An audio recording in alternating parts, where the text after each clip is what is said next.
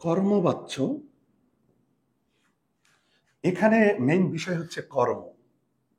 ওকে, কর্ম। তো কর্ম আমরা কিভাবে বের করব? একটু আগে কর্তাবাচ্য দেখিয়েছি কর্ম, আমরা কর্মকারকে কর্ম কিভাবে বের করি। তো ক্রিয়া, ক্রিয়া অর্থ করা, ঘটা, হওয়া। আমি বারবার বলছি ক্রিয়ার সবচেয়ে সুন্দর ব্যাপক অর্থই হচ্ছে করা। তাহলে ক্রিয়াকে কি অথবা কাকে প্রশ্ন করলে যে উত্তরটা পাবো সেটা হচ্ছে কর্ম।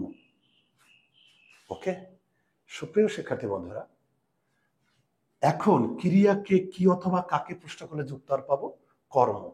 তাহলে কর্মবাচ্যের সংজ্ঞাটা কি দেব? ওকে, কর্মবাচ্যে কর্মের সঙ্গে ক্রিয়ার সম্পর্ক থাকে, কর্মের সঙ্গে ক্রিয়ার সম্পর্ক থাকবে, অর্থাৎ ক্রিয়ার সঙ্গে কর্মের সরাসরি সম্পর্ক থাকবে। তাহলে কর্তাবাচ্যে যেমন কর্তার সঙ্গে ক্রিয়ার সম্পর্ক থাকে, কর্মবাচ্যে কর্মের সঙ্গে ক্রিয়ার সম্পর্ক থাকবে। আর কর্ম আমরা কিভাবে বের করবো সেটা তো দেখালাম। এখন আমি একটু বলি, যেমন কর্তাবাচ্যে আমি উদাহরণ দিয়েছিলাম কি, কর্তাবাচ্যে উদাহরণ দিয়েছিলাম রহিম চিঠি লিখে। আমরা যদি প্রশ্ন করি, প্রশ্নটার মধ্যেই কিন্তু বাচ্যটা লুকিয়ে থাকে। যেমন লিখে এটা ক্রিয়া, কি লেখে চিঠি, চিঠি এটা কর্ম, কে লিখে রহিম, রহিম কর্তা। ওকে, সুপ্রিয় শিক্ষার্থী বন্ধুরা, আমরা একটু দেখি ক্রিয়াটাকে, আমরা যদি ক্রিয়াকে প্রশ্ন করি তাহলেই কিন্তু সম্পর্কটা বোঝা যায়। কর্তা কারক, কারকে যে কর্তা কারক বা কর্তৃকারক, সেখানে কে কারা প্রশ্ন করলে যে উত্তরটা পাওয়া যাবে সেটা কর্তা।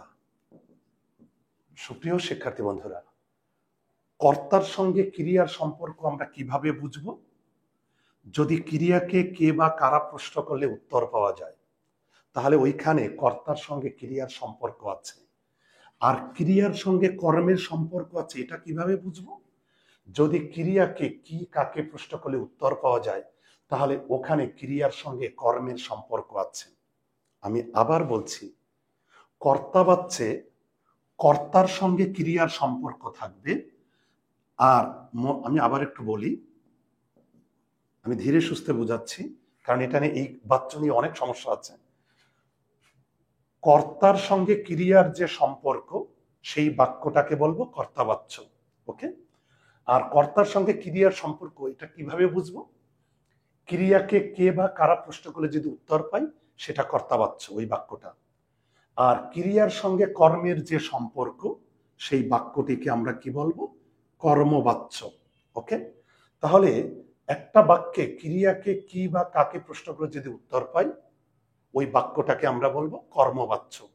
ঠিক আছে, তাহলে একটু দেখি তো। এখন এইখানে কিছু জিনিস আমাকে জানতে হবে। যেমন এখানে লিখে ক্রিয়ার সঙ্গে সরাসরি রহিমের সম্পর্ক। বই, এই যে চিঠি, চিঠির সঙ্গে কিন্তু লিখের কোনো সম্পর্ক নেই।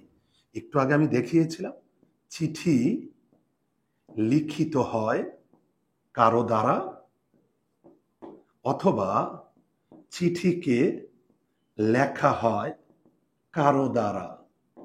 ওকে, সুপ্রিয় শিক্ষার্থী বন্ধুরা, খুব মনোযোগ দাও। লেখার কাজ করে রহিম, চিঠি তো লিখতে পারে না। চিঠি কি হয়? চিঠি লিখিত হয় কারো দ্বারা অথবা কারো দ্বারা চিঠিকে লেখা হয়। কে, আমরা যদিও কে ব্যবহার করি ব্যক্তিবাচকের ক্ষেত্রে, রহিমকে, করিমকে, কিন্তু আমি বুঝার সুবিধার জন্য একটা কে যুক্ত করে দিলাম। ওকে, সাধারণত বস্তুবাচকটার সঙ্গে কে যুক্ত হয় না, চিঠি বস্তুবাচক, ব্যক্তিবাচকের সঙ্গে কে যুক্ত হয়, কিন্তু জাস্ট আমি একটা টেকনিক দিয়ে বুঝাচ্ছি বলে।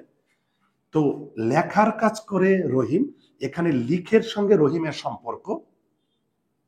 চিঠি তো লিখতে পারে না, তাহলে চিঠি কি পারে? চিঠি লিখিত হতে পারে কারো দ্বারা, চিঠিকে কারো দ্বারা লেখা হয়।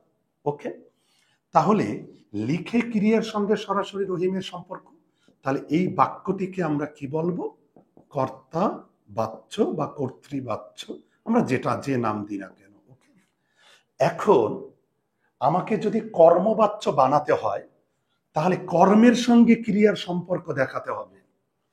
কর্মবাচ্য বানাতে হলে আমাকে কর্মের সঙ্গে ক্রিয়ার একটা সম্পর্ক দেখাতে হবে, এবং সবচেয়ে বড় কথা হচ্ছে ক্রিয়াটা কর্মের অনুসারী হবে। ক্রিয়াটা কার অনুসারী হবে? কর্মের। তাহলে কর্মবাচ্যে ক্রিয়া কর্মকে ফলো করবে, আর কর্তাবাচ্যে ক্রিয়া কর্তাকে ফলো করবে, অনুসারী হবে। তাহলে যেমন লিখে, এটা কর্তার অনুসারী, কর্তার সঙ্গে সরাসরি সম্পর্ক। এখন আমরা দেখাবো যদি ক্রিয়া কর্মকে ফলো করে, ক্রিয়া যদি কর্মের অনুসারী হয়, তাহলে ওই বাচ্যটাকে আমরা বলবো কর্মবাচ্য। এখন টেকনিকটা কি? টেকনিকটা হচ্ছে আমরা কর্তার সঙ্গে দ্বারা, দিয়ে, কর্তৃক এই অনুসর্গগুলা ব্যবহার করব। তো আমরা যখন কর্মবাচ্যে রূপান্তর করব তখন কর্তার সঙ্গে দ্বারা, দিয়ে, কর্তৃক আমরা ব্যবহার করব। ক্ষেত্র বিশেষে ম্যাক্সিমাম ক্ষেত্রেই বাই ইংরেজিতে কিংবা উইথ আমরা যেটা ব্যবহার করি না কেন। ওকে, তো আমি আবার বলছি, ক্রিয়াকে কর্মের অনুসারী করতে হলে ক্রিয়াকে যদি কর্মের ফলোয়ার বানানো যায়, যেমন এখানে ক্রিয়া কর্তার ফলোয়ার, মানে অর্থাৎ ক্রিয়া কর্তাকে ফলো করে, সরাসরি কর্তার সঙ্গে সম্পর্ক।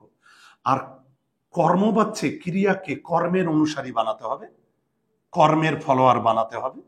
আর কর্মের ফলোয়ার যদি ক্রিয়াকে বানাতে হয় তাহলে কর্তার সঙ্গে দ্বারা, দিয়ে, কর্তৃক এই অনুসর্গগুলো ব্যবহার করতে হবে। অনুসর্গের ইংরেজি আমরা জানি প্রিপোজিশন। অনুসর্গের উপর আমার চমৎকার ভিডিও আছে, তোমরা চাইলে দেখে নিতে পারো। তাহলে এখন একটু দেখি, কর্তার সঙ্গে দ্বারা, দিয়ে, কর্তৃক এই অনুসর্গ যদি আমি যুক্ত করি তাহলে একটু কি দাঁড়ায়। আমি কিন্তু আগেই দুইটা বাক্য লিখে রেখেছি, সেটা হচ্ছে এখন এখানে কর্তা কোনটা? রহিম। ওকে, রহিম কর্তা। আমি যদি এখন দ্বারা দিই, রহিম দ্বারা চিঠি লিখিত হয়, বা আমি রহিমের দ্বারা, আমি একটা দিতেই পারি, রহিমের দ্বারা চিঠি লিখিত হয়, অথবা চিঠিকে লেখা হয়। ওকে, আমি যদি বলি রহিম দ্বারা চিঠিকে লেখা হয়, বা রহিমের দ্বারা চিঠি লিখিত হয়, বা রহিমের দ্বারা চিঠিকে আমরা রহিমেরও দিতে পারি। ওকে, আমি ধীরে সুস্থে বুঝাচ্ছি, রহিমের দ্বারা চিঠিকে লেখা হয়, আমরা দুইটাই বলতে পারি। ওকে, তাহলে এখানে আমরা কি দিলাম? রহিমের দ্বারা চিঠি লিখিত হয়, রহিম দ্বারা চিঠিকে লেখা হয়। আমি দ্বারা, দিয়ে, কর্তৃক একটা ব্যবহার করতে পারি। এবার একটু দেখি তো, লেখা হয়, এই টোটালটা হচ্ছে ক্রিয়া। ওকে, লিখিত হয়, এটাও হচ্ছে ক্রিয়া। এখন আমি যদি প্রশ্ন করি কি লিখিত হয়? চিঠি। চিঠি কর্ম, চিঠিটা কি? কর্ম। ওকে, কি লিখিত হয়? চিঠি। চিঠি কর্ম। আমি যদি এই ফরম্যাটে প্রশ্ন করি কাকে লেখা হয়? চিঠিকে, এটাও কর্ম। আসলে আমরা জানি কাকে, এটা সাধারণত ব্যক্তিবাচকের ক্ষেত্রেই আমরা ব্যবহার করি, কিন্তু আমার বোঝার সুবিধার জন্য জাস্ট টেকনিক হিসাবে ব্যবহার করলাম, যে আমরা তো জানি ক্রিয়াকে কি অথবা কাকে প্রশ্ন করলে যদি উত্তর পাওয়া যায় ওইটা কর্ম। তাহলে কাকে লেখা হয়? চিঠিকে। কি লেখা হয়? চিঠি। এখানে শিক্ষার্থী বন্ধুরা, এই যে লেখা হয়, এই লেখা হওয়ার সঙ্গে সম্পর্ক কার? চিঠি। লিখিত হয়, এটার সঙ্গে সম্পর্ক কার? চিঠি। তাহলে আমি কি বলেছি? একটা বাক্যে ক্রিয়ার সঙ্গে কর্মের সম্পর্ক আছে কিনা সেটা আমরা বুঝবো যদি ক্রিয়াকে কি অথবা কাকে প্রশ্ন করলে উত্তর পাওয়া যায়। তাহলে এখন আমি যদি বলি লেখা হয়, এটা ক্রিয়া, কাকে লেখা হয়? চিঠিকে, উত্তর পাওয়া গেছে। তাহলে লেখা হওয়ার সঙ্গে চিঠির সম্পর্ক। রহিম তো লেখা হয় না, রহিমকে লেখা যায়? রহিম তো লিখে। এই যে রহিম চিঠি লিখে, রহিম তো কর্তা, রহিমকে তো লেখা যাবে না। আবার রহিম কি লিখিত হয়? রহিম তো লেখে, লেখার কাজ করে রহিম, রহিম তো লিখিত হবে না, লিখিত হবে চিঠি, লেখা হয় চিঠি, রহিম তো লেখা হয় না, রহিম তো লিখিত হয় না, লিখিত হয় চিঠি, লেখা হয় চিঠিকে। তাহলে কি ক্রিয়াকে কি কাকে প্রশ্ন করলে যদি উত্তর পাওয়া যায় সেটা কর্ম। আর মনে রাখবে, একটা বাক্যে ক্রিয়াকে কি কাকে প্রশ্ন করলে যদি উত্তর পাওয়া যায় তাহলে ওখানে কর্মের সঙ্গে সরাসরি ক্রিয়ার সম্পর্ক। যেমন একটা বাক্যে ক্রিয়াকে কে কারা প্রশ্ন করলে যদি উত্তর পাওয়া যায় ওখানে কর্তার সঙ্গে ক্রিয়ার সম্পর্ক। তাহলে কাকে লেখা হয়? চিঠিকে, চিঠি কর্ম। কি লেখা হয়? চিঠি। তাহলে একটা বাক্যে ক্রিয়ার সঙ্গে সরাসরি কর্মের সম্পর্ক হলে এই টোটাল বাক্য দুইটাকে আমরা কি বলে দেব? কর্মবাচ্য। কর্মবাচ্য হতে হলে ক্রিয়াকে কর্মের ফলোয়ার বানাতে হবে। আমি একটা শব্দ বলছি, ফলোয়ার। যেমন লিখে কর্তার ফলোয়ার, এই লিখে ক্রিয়াটা কর্তার ফলোয়ার, কারণ লিখে সরাসরি কর্তার সঙ্গে সম্পর্কিত। আর এখানে লিখিত হয়, লেখা হয়, এই যে ক্রিয়া এটা কর্মের ফলোয়ার। সুপ্রিয় শিক্ষার্থী বন্ধুরা, যদি কর্মের ফলোয়ার হয় কোনো ক্রিয়া তাহলে ওই বাক্যগুলোকে বলবো কর্মবাচ্য। আর যদি কোনো বাক্যে ক্রিয়া কর্তার ফলোয়ার হয় তাহলে ওই বাক্যকে আমরা বলবো কর্তাবাচ্য। ওকে। আর কিভাবে আমরা কর্মবাচ্য বানাবো? কর্তার সঙ্গে দ্বারা দিয়ে কর্তৃক অনুসর্গ যুক্ত করে, যেমন রহিমের দ্বারা, রহিম দ্বারা, আমি দ্বারা দিয়ে কর্তৃক একটা ব্যবহার করতেই পারি। ওকে। তাহলে সুপ্রিয় শিক্ষার্থী বন্ধুরা, ভাববাচ্যে এই যে চিঠিকে লেখা হয় বা চিঠি লেখা হয়, এটা নিয়ে অনেক বিতর্ক আছে। অনেকে ভাববাচ্য বলার চেষ্টা করে।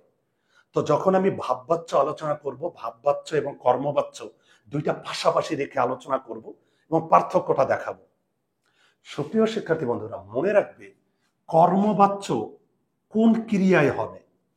সকর্মক ক্রিয়ায়, সকর্মক ক্রিয়ায়। ওকে।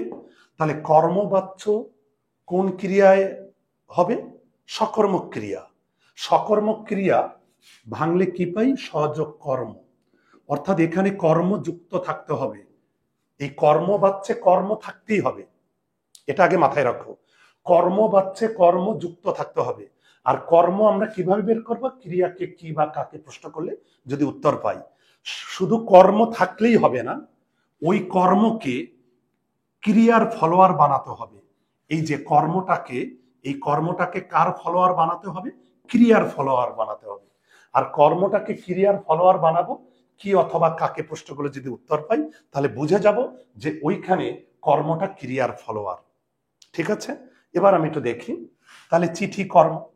তাহলে আমি আবার বলি, যেহেতু কর্মবাচ্য সকর্মক ক্রিয়া থাকতেই হবে, তাহলে কি লেখা হয়? চিঠি কর্ম। তাহলে এই ক্রিয়াটা সকর্মক ক্রিয়া। আবার যদি বলি কি লেখা হয়? চিঠি, কি লিখিত হয়? চিঠি, তাহলে সকর্মক ক্রিয়া। আবার কাকে লেখা হয়? চিঠি, সকর্মক ক্রিয়া। এখন একটু দেখি তো,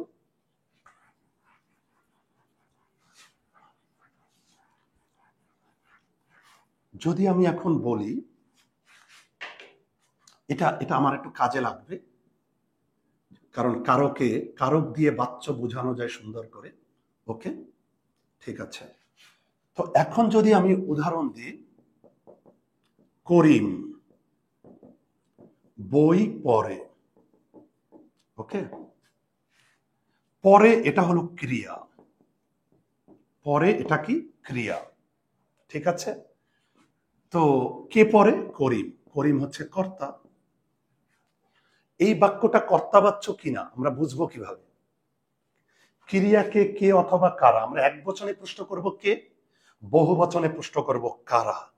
ক্রিয়াকে কে অথবা কারা প্রশ্ন করলে যদি উত্তর পাওয়া যায় ওই বাক্যটা হবে কর্তাবাচ্য। এবং ওই বাক্যে কর্তার সঙ্গে ক্রিয়ার সম্পর্ক আছে। তাহলে আমি যদি এখন প্রশ্ন করি কে পরে? করিম। তাহলে করিম কর্তা, এখানে পরে ক্রিয়ার সঙ্গে সরাসরি কর্তার সম্পর্ক। তাহলে এই বাক্যটা হচ্ছে কর্তাবাচ্য বা কর্তৃবাচ্য। আমি আবার বলি, তাহলে কর্তাবাচ্য হতে হলে, সুপ্রিয় শিক্ষার্থী বন্ধুরা, কর্তাবাচ্য যদি হতে হয় তাহলে ক্রিয়াকে কর্তার ফলোয়ার বানাতে হবে। ফলোয়ার, তাহলে এখানে ক্রিয়া সরাসরি কর্তার ফলোয়ার, কারণ এই ক্রিয়াটা সরাসরি কর্তার দ্বারা সম্পাদিত হচ্ছে, সরাসরি সম্পর্ক। এখানে কর্ম কোনটা? বই। কি পরে? বই, কর্ম। এখন এখানে আমরা ক্রিয়ার সঙ্গে কর্মের সম্পর্ক না ক্রিয়ার সঙ্গে কর্তার সম্পর্ক, এটা একটু দেখি। বই কি পড়তে পারে? বইকে পড়া হয় অথবা বই পঠিত হয়। ওকে, বইকে পড়া হয়, বই পঠিত হয়। বই তো নিজে নিজে পড়তে পারে না, বইকে যারা পড়ে তারা হলো কর্তা। কে পড়ে? করিম। করিম কর্তা, পড়ার কাজটা করিম করে, কিন্তু বই তো নিজে নিজে পড়তে পারে না। বইকে কারো দ্বারা পড়া হয়, বইকে কারো দ্বারা পঠিত হয়। এখন তাহলে এই পরে ক্রিয়ার সঙ্গে কর্মের কোনো সম্পর্ক নেই, কর্মের কোনো সম্পর্ক নেই। তাহলে সুপ্রিয় শিক্ষার্থী বন্ধুরা, একটা বাক্যে ক্রিয়া যদি সরাসরি কর্তার ফলোয়ার হয়, কর্তার, তাহলে ওইটা কর্তাবাচ্য। এই বাক্যে বই কিন্তু, বইয়ের সঙ্গে কিন্তু পরে ক্রিয়ার কোনো সম্পর্ক নেই। ওকে, এখন কর্মবাচ্য আমরা বানাতে গেলে আমার কি করতে হবে? কর্মের সঙ্গে সরাসরি এই ক্রিয়াটাকে কর্মের ফলোয়ার বানাতে হবে। এখানে কিন্তু পরে, এই পরে ক্রিয়াটা কিন্তু কর্মের ফলোয়ার না, এই পরে ক্রিয়াটা করিমের ফলোয়ার, করিমকে অনুসরণ করেছে। তো এখন ক্রিয়াকে যদি কর্মের ফলোয়ার বানাতে হয় তাহলে টেকনিকটা হচ্ছে ক্রিয়াকে কি কাকে প্রশ্ন করলে যদি উত্তর পাই তাহলেই ওই কর্ম ক্রিয়াকে ফলো করবে। আবার বলি, ক্রিয়ার ফলোয়ার বানাতে হলে, মানে কর্মের ফলোয়ার বানাতে হলে ওই ক্রিয়াকে যদি কর্মের ফলোয়ার বানাতে, আমি আবার বলছি, কর্মের ফলোয়ার বানাতে হলে ওই ক্রিয়াকে যদি কি কাকে প্রশ্ন করে উত্তর পাওয়া যায় তাহলে বুঝবো এই ক্রিয়াটা কর্মের ফলোয়ার এবং সরাসরি ক্রিয়ার সঙ্গে কর্মের সম্পর্ক আছে। এখন আমরা কিভাবে বানাবো? এই যে কর্তার সঙ্গে দ্বারা দিয়ে কর্তৃক, এই অনুসর্গ যদি ব্যবহার করে আমরা দেখাতে পারি যে মানে কর্ম সঙ্গে ক্রিয়ার সরাসরি সম্পর্ক অথবা ক্রিয়া কর্মকে ফলো করেছে, তাহলে আমরা একটু দেখি। তাহলে কর্তা করিম। ওকে, করিম দ্বারা বইকে পড়া হয়। আসলে বই, আমি বারবার বলেছি, বই তো বস্তুবাচক, বস্তুবাচকের সঙ্গে কে যুক্ত করার দরকার হয় না, আমরা কে যুক্ত করি ব্যক্তিবাচকের ক্ষেত্রে, কিন্তু বোঝার সুবিধার জন্য আমরা একটা কে যুক্ত করলাম। ওকে, আমরা করিম দ্বারা বইকে পড়া হয় অথবা করিমের দ্বারা, আমরা একটা এর যুক্ত করতে পারি, করিমের দ্বারা। আবার এখানেও আমরা বলতে পারি করিম দ্বারা বই পঠিত হয়, অথবা বলতে পারি করিমের দ্বারা বই পঠিত হয়। এইখানে মজার ব্যাপারটা, এখানে পঠিত হয় এটা হলো ক্রিয়া, পঠিত হয় এটা কি? ক্রিয়া। ঠিক আছে, পড়া হয় এটাও ক্রিয়া। ওকে, পড়া হয় এটা ক্রিয়া, পঠিত হয় এটা ক্রিয়া। এখন এই ক্রিয়াকে যদি আমি প্রশ্ন করি কি পড়া হয় বা কাকে, আমি যদি কাকে প্রশ্ন করি, এই যে যেহেতু আমরা জানি কর্মকারকে, ক্রিয়াকে কি কাকে প্রশ্ন করে যে উত্তর পাবো এটা কর্ম, তাহলে কাকে পড়া হয়? বইকে। আমি আসলে বুঝার জন্য আমি কে যুক্ত করেছি, কাকে পড়া হয়? বই। তাহলে বই তো কর্ম, বই কি কর্ম না? আর এই বাক্যে ক্রিয়াকে প্রশ্ন করেছি কাকে পড়া হয়? বইকে। তাহলে ক্রিয়ার সঙ্গে যে পড়া হয় এই পড়া হয় ক্রিয়ার সঙ্গে সম্পর্ক কার? বইয়ের।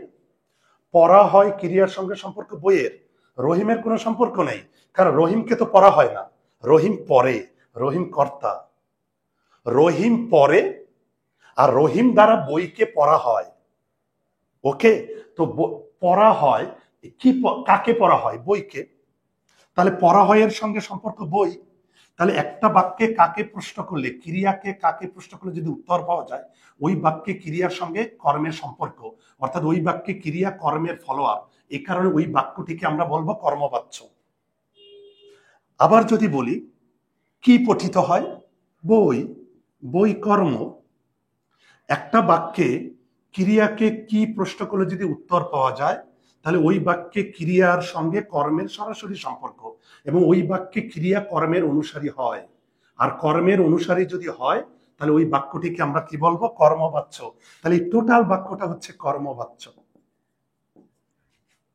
সুপ্রিয় শিক্ষার্থী বন্ধুরা, তাহলে একটা কর্তাবাচ্যকে কিভাবে কর্মবাচ্যে রূপান্তর করব, তার কারণ হচ্ছে কর্তার সঙ্গে দ্বারা দিয়ে কর্তৃক আমরা যুক্ত করব।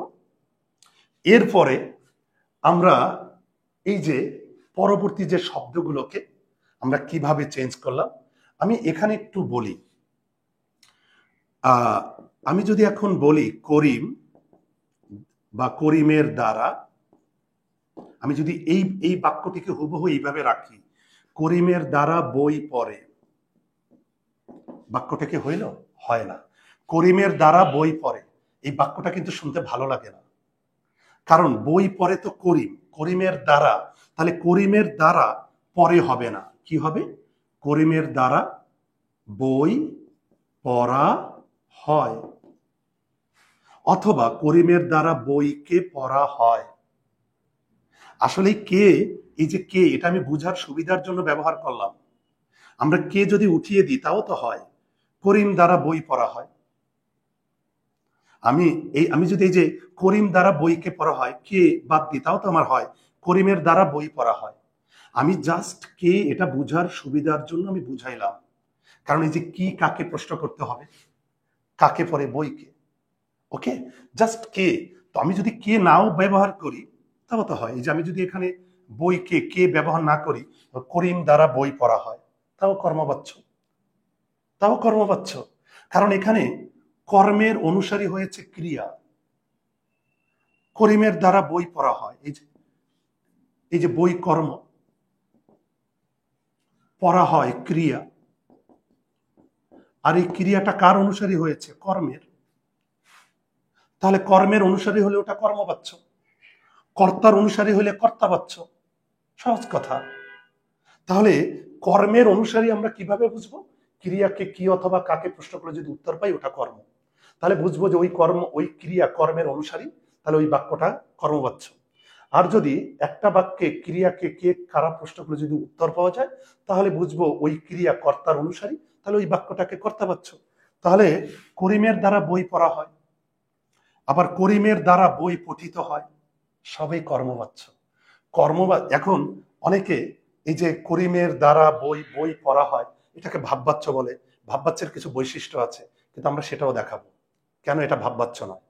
ভাববাচ্য আর কর্মবাচ্যের মধ্যে কোথায় পার্থক্য সেটাও দেখাবো। শুধু এইটুকু মনে রাখো শিক্ষার্থী বন্ধুরা, কর্মবাচ্যে কর্ম ক্রিয়ার অনুসারী হবে, আর কর্তাবাচ্যে কর্তা ক্রিয়ার অনুসারী হবে। ওকে, আর আমরা কর্মবাচ্য কিভাবে বানাবো? কর্তাবাচ্য থেকে কর্মবাচ্যে কর্তার সঙ্গে দ্বারা দিয়ে কর্তৃক আমরা যুক্ত করে দেব। তো দ্বারা দিয়ে কর্তৃক যুক্ত করার পরে আমরা ওই অনুযায়ী ক্রিয়া তৈরি করব। যেমন আমি এখান দিয়ে একটু দিই, কর্তার সঙ্গে আমি একটু ক্লিয়ার করে লিখি আসলে আমরা কিভাবে বানাবো কর্তার সঙ্গে, অর্থাৎ কর্তাবাচ্য থেকে আমি একটু সুন্দর করে এখানে আসলে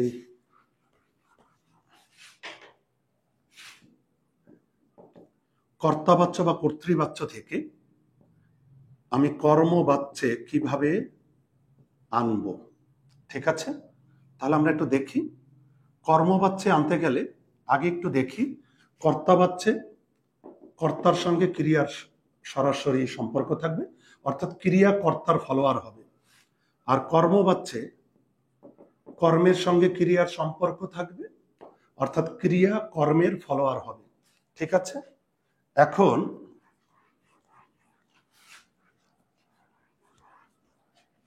আমরা কিভাবে কর্তাবাচ্যকে কর্মবাচ্যে রূপান্তর করব, সেটা হচ্ছে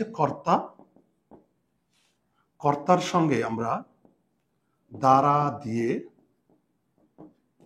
কর্তৃক যুক্ত করে দেব। এরপরে আমরা ক্রিয়া,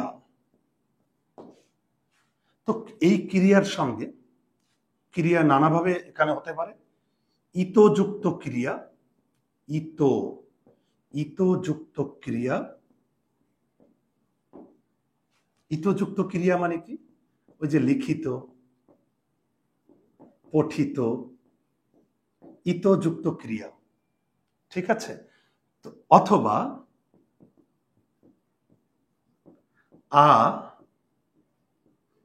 প্রত্যয়যুক্ত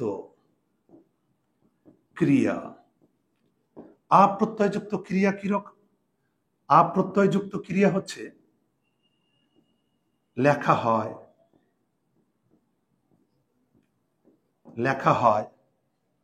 পড়া হয়, লেখা হয়, পড়া হয়।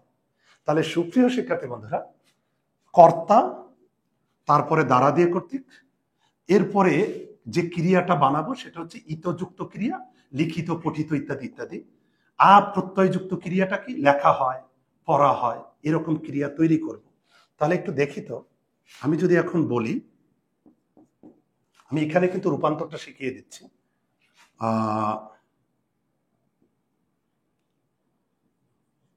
পুলিশ, ওকে, পুলিশ চোর ধরল, পুলিশ চোর ধরল। এটা কোন বাচ্য? আগে দেখি। ধরল এটা ক্রিয়া, কাকে ধরলো? চোর, কর্ম। কাকে ধরলো? চোর। কি কাকে প্রশ্ন করলে যে উত্তর পাওয়া যায়, এটা কর্ম। কে ধরলো? পুলিশ, পুলিশ কর্তা।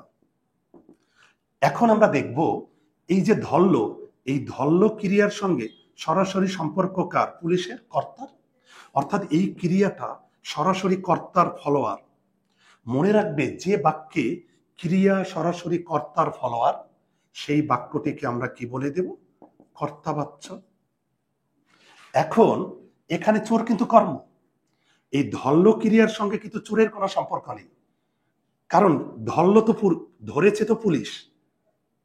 ওকে, তাহলে চোরের সঙ্গে ক্রিয়ার, আসলে চোরকে ধরা হলো, অথবা চোর ধৃত হলো, ধৃত, যা ধরা হয়েছে ধৃত, মরে গেছে মৃত, করে গেছে কৃত। ওকে, তাহলে পুলিশ ধরল, পুলিশ এই যে ধরল ক্রিয়ার সঙ্গে সরাসরি পুলিশের সম্পর্ক, এখানে চোরের সঙ্গে, চোর কর্মের সঙ্গে ক্রিয়ার কোনো সম্পর্ক নেই, তাহলে এটা কর্তাবাচ্য। তাহলে চোরকে ধরা হয়েছে, চোর ধৃত হলো, আমরা বলতে পারি। ওকে, চোর তো নিজে নিজে ধরা দেয়নি, চোরকে ধরা হয়েছে, চোর ধৃত হলো। তাহলে এখন আমরা কর্মবাচ্যে যদি রূপান্তর করি, কর্মবাচ্যে রূপান্তর করতে গেলে কর্তার সঙ্গে দ্বারা দিয়ে কর্তৃক এই ব্যবহার করব। আর ইতযুক্ত ক্রিয়া, এটা আরেকটু আমি বলি, ইত বা ত, ওকে, এটাও লিখতে পারি, ইত বা ত, ইত বা তযুক্ত ক্রিয়া, একটু সংশোধন করে নিতে হবে। ইত বা তযুক্ত ক্রিয়া, যেমন এই যে এটা তযুক্ত ক্রিয়া। ওকে, তাহলে একটু দেখি, আমি যদি এখন এই কর্তাবাচ্যটাকে কর্মবাচ্যে রূপান্তর করতে চাই, তাহলে পুলিশ কর্তা, আমি এখানে একটু লিখে দিই যে আমরা কর্মবাচ্য। ওকে, আমি জানি না যে আমার শিক্ষার্থী বন্ধুরা এখানে দেখতে পাচ্ছে কিনা। ওকে, ফ্রেম ঠিক আছে। তাহলে একটু দেখি তো, কর্মবাচ্য, সুপ্রিয় শিক্ষার্থী বন্ধুরা, কর্মবাচ্য যদি এখন আমি আনি, তাহলে এই যে কর্তা দিলাম পুলিশ, এরপরে দ্বারা দিয়ে কর্তৃক যে কোনো একটা আনতে পারি, পুলিশ দ্বারা বা পুলিশ কর্তৃক, একটা আনলেই হয় দ্বারা দিয়ে। পুলিশ দ্বারা, এই যে কর্তা পুলিশ, এরপরে দ্বারা দিয়ে দিলাম। তারপরে কি হবে, একটা ক্রিয়া বানাবো। আর ওই ক্রিয়ার কন্ডিশন কি, ত বা ইতযুক্ত ক্রিয়া অথবা আ প্রত্যয়যুক্ত ক্রিয়া। তাহলে দেখি তো, তাহলে পুলিশ দ্বারা চোর, ওকে। আমরা কর্ম তো অবশ্যই রাখবো। এই যে এখানে একটু দিই, এই যে কর্তা, তারপরে দ্বারা দিয়ে কর্তৃক। এখানে আরেকটা কাজ আছে, কারণ এরপরে আমাদের কি রাখতে হবে, কর্ম রাখতে হবে, আর তারপরে ক্রিয়া। সুপ্রিয় শিক্ষার্থী বন্ধু, তাড়াহুড়া করে বুঝাচ্ছি, ওকে। তাহলে কর্তা, দ্বারা দিয়ে কর্তৃক, তারপরে কর্ম, আর অবশ্যই আমরা এমন ভাবে করব যেন ওই ক্রিয়াটা কর্মের অনুসারী হয়। মাথায় রাখতে হবে ক্রিয়াটাকে কার অনুসারে করতে হবে, কর্ম। তাহলে পুলিশ দ্বারা বা কর্তৃক চোর ধরা হলো, ওকে। যেহেতু আমরা এখানে ধরলো, তাহলে আমরা হলো দিলাম, ওকে। তাহলে পুলিশ দ্বারা চোর ধরা হলো, ঠিক আছে। এই যে প্রত্যয়যুক্ত, এই যে লেখা হয়, পড়া হয়, ধরা বা লেখা হলো, হ্যাঁ, যেমন এখানে ধরা হয় বা ধরা হলো। আমরা ক্রিয়ার কাল চেঞ্জ করতে পারি, মানে অতীত, বর্তমান, ভবিষ্যৎকাল। লেখা হয়, লেখা হবে, লেখা হলো, পড়া হয়, পড়া হবে, পড়া হলো, ধরা হয়, ধরা হবে, ধরা হলো। এভাবে বানাতে পারি অতীত, বর্তমান, ভবিষ্যৎকাল দিয়ে। তাহলে দেখো, পুলিশ দ্বারা চোর ধরা হলো, তাহলে অথবা পুলিশ দ্বারা চোর ধৃত হলো। এই যে চোর ধৃত হলো, চোর ধরা হলো। তো আমি এখানে কেও যুক্ত করতে পারতাম, যে পুলিশ দ্বারা চোরকে ধরা হলো, একটা কে যুক্ত করতে পারি। আবার কে না দিলেও হয়, পুলিশ দ্বারা চোর ধরা হলো। তাহলে সুপ্রিয় শিক্ষার্থী বন্ধুরা, এই যে ধরা হলো, এটা তো ক্রিয়া। এই যে ধৃত হলো, এটাও ক্রিয়া, ওকে। এখন কাকে ধরা হলো, চোর। চোর তো কর্ম, এখানে কর্মের সঙ্গে সরাসরি ক্রিয়ার সম্পর্ক। আমি একটু আগে দেখিয়েছি, এই যে ধরা হলো, এই ধরা হওয়ার সঙ্গে চোরের সম্পর্ক, কারণ ধরা হয়েছে চোর। ধৃত হলো, এই ধৃত হলোর সঙ্গে সম্পর্ক চোর।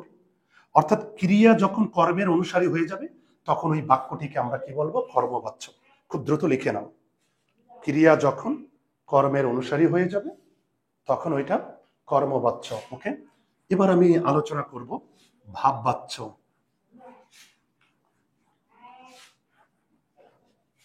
ভাববাচ্য,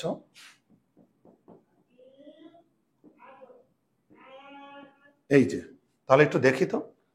তো ভাববাচ্যের কিছু কন্ডিশন আছে, সেই কন্ডিশনগুলো আগে একটু দেখিয়ে তারপরে কর্মবাচ্যের সঙ্গে ভাববাচ্যের কোথায় পার্থক্য সেটা দেখাবো। হচ্ছে মূলত ক্রিয়ার অর্থ প্রাধান্য পাবে, ওকে। তাহলে ভাববাচ্যে মূলত ক্রিয়ার অর্থটা প্রাধান্য পাবে, ওকে।